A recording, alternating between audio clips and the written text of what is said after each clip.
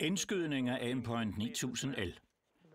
Jeg begynder med at grovjustere sigtepunktet ved at se igennem pipen i retning mod skiven. Så går jeg op og fikserer det røde punkt og ser, om de to sigtepunkter er sammenfaldende.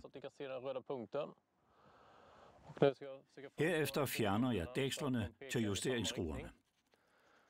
Der er en skrue ovenpå til at justere sigtepunktet i højderetningen, og en på siden til at justere det i sideretningen.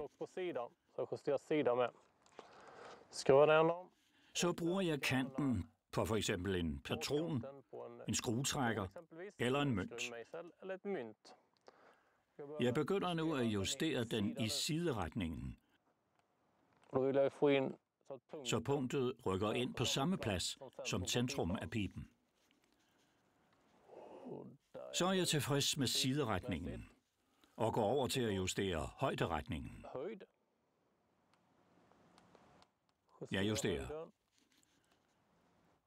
Så kontrollerer jeg igen. Ved at gøre dette her, kan man spare både tid og ammunition, da man herved rammer inden for skiven fra starten af. Så afgiver jeg et skud for at kontrollere, om alt er i orden.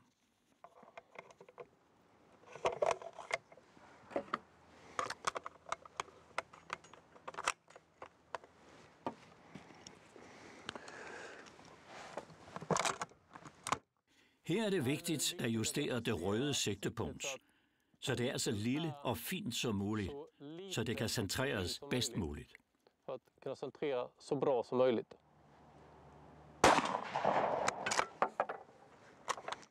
Så ser vi, hvor den ramte. Det er en specielt designet skydeskive til Aimpoint 9000L, der er inddelt i kvadrater. Hvert kvadrat modsvarer 2 klik på 25 meter. Vi har skudt på 25 meters afstand, og træfpunktet er her. Så tæller vi kvadrater ind til centerlinjen her. 1, 2, 3. 3 kvadrater gange 2 modsvarer 6 klik, som træfpunktet skal flyttes ind til venstre. Derefter tæller jeg kvadraterne i retning ned mod centrum. 1, 2, 3, 4 og en halv. 4,5 kvadrater gange 2 er 9 klik nedad. Så 6 klik venstre, 9 klik ned. Så ser vi på justeringsskruen, hvor der er en pil og et R. Et R, så står der. Justerer man i pilens retning, flyttes træfpunktet til højre. Vi ønsker at justere mod venstre, så vi skruer den 6 klik imod pilens retning. Jeg bruger bunden af patronen. 1, 2, 3, 4, 5, 6. Jeg både hører og kan mærke klikkene. Så justerer jeg højden.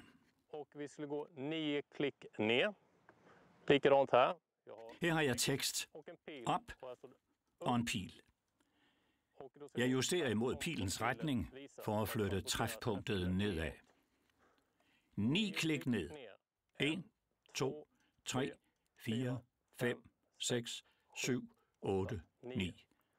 Så skyder jeg en 3-skudsserie for at få fastslået middeltræfpunktet før finjusteringen.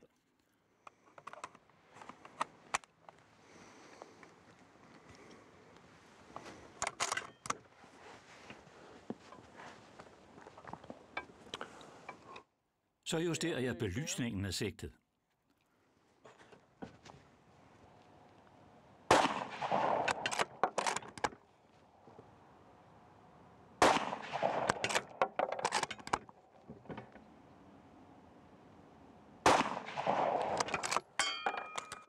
Så kontrollerer vi igen træfferne.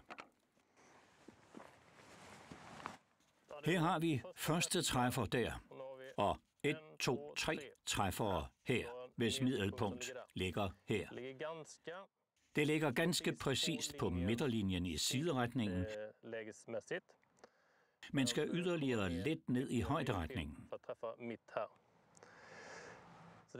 Jeg vil derfor justere træfpunktet 1,5 kvadrat ned, hvilket svarer til 3 klik. Jeg vil også justere et klik til venstre for at se, hvor langt ud til venstre jeg kommer. Altså 1 klik til venstre og 3 klik ned. Og så skal vi skyde en ny træskudserie. Vi justerer i sideretningen først og drejer til venstre, altså i modsat retning af pilen. 1. Så justerer vi i højderetningen, hvor vi skal 3 klik ned. Igen modsat retningen af pilen. 1, 2, 3. Så skyder vi, og træfpunktet skulle ligge lige midt i centrum.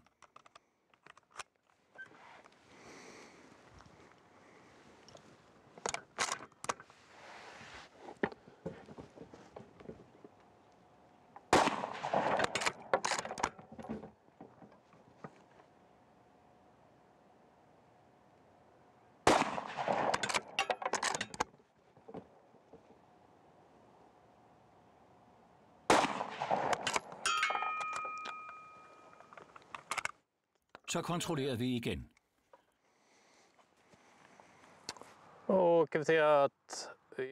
Vi kan se, at træfferne er her, præcis på linjen, lidt til siden, og 1, 2 der. Jeg er tilfreds med denne grove indskydning, men den må ikke forveksles med en ballistisk indskydning.